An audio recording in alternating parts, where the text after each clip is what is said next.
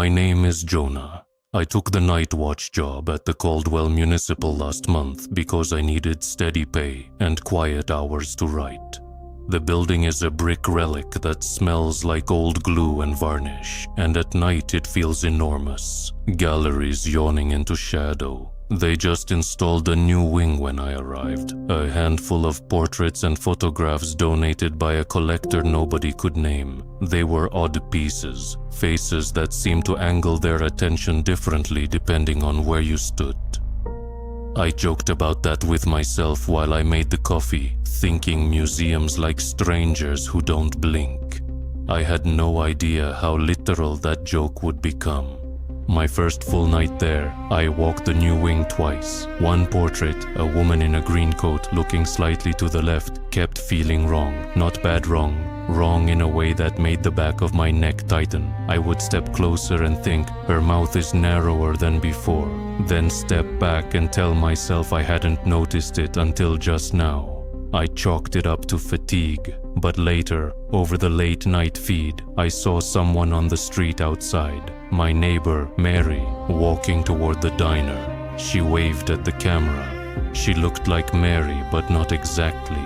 Her wristwatch was missing in the footage, and her cane had a little white sticker near the handle where Mary's cane never had one. I froze. I'd known Mary for 5 years. I knew her hands. This woman's hands were off. Morning. I walked up to Mary on her stoop to ask if she'd been out late. She smiled, the same crooked grin she always had. She complained about the cold like she always did, but when she held up her cane, it looked like my neighbor's cane, and not at the same time. The sticker was gone. I told myself I must have imagined the sticker on the footage. Tired eyes add details. I made coffee, unlocked the museum, and tried to keep the unease in a box I could ignore. It became harder to tell which part of my day was real and which part was memory editing itself. I started cataloging everything in the new wing like a detective who didn't want the job. Then I found a tiny routine. Each portrait had, tucked under its mat, a small identical scrap of paper. No writing, just a faint crease where something had once been folded. The photographs on the opposite wall showed streets and storefronts from town. But in each photo there was a person moving who shouldn't be there. When I cross-checked the dates, the stranger figures always appeared right after someone in town stopped answering their phone for more than a day. It felt like a machine learning a pattern. Notice absence, make absence into presence. I stopped laughing to myself. That night, the diner's webcam showed a woman I'd seen all my life, Mrs. Tully, sitting alone. Later, a different version of her crossed the counter and took a booth. She left smiling in a way I'd never seen. The next morning, the real Mrs. Tully stopped by the museum, furious that someone had taken her favorite shawl from the closet. She swore she had worn it the night before. She couldn't find it. I felt sick. How could someone both have worn a shawl and not have? I began to suspect the portraits were doing something subtler than making copies. They were redirecting memory, nudging the town into accepting the new face as truth, erasing small anchors of proof until your life could change without you noticing. I tried an experiment. I left an object from my childhood, a small tin car on the museum desk with a note. "This belongs to Jonah. Please do not alter." Stupid ritual, I thought, but I wanted to create a trace. The next night, the tin car was gone, not stolen. The dust under its tiny wheels was undisturbed, like it had never sat there.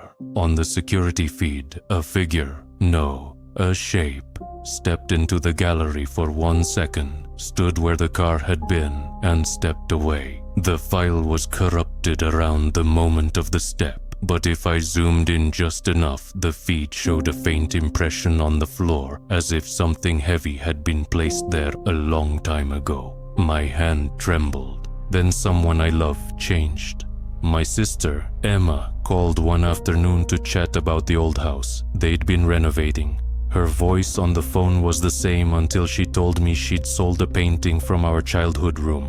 She described it with precision, an acrylic I'd hated and wanted to burn, and then added casually, "Also, I met someone at the fair last week. She brought me a bracelet with blue beads. Emma does not like blue, never has." I asked for details and she gave them, solid, casual, certain. That night I drove to her place and she opened the door with the sun on her face, smiling as if nothing at all was strange. I held up a photo of us at the lake when we were kids. She blinked and said, "You look different in that," like I was the one wearing a costume. Fear tasted like metal. I found the back room by accident, a service door behind the new wing. Behind a stack of crates were boxes of photographs, dozens and dozens, all catalogued and dated. Each box had a tag: town, October, residence, 2019, replacements, active. My eyes slid across names I'd known my whole life, people I'd waved at the mailboxes, eaten pies with at fairs. Beside each name, a small notation: substitute ready.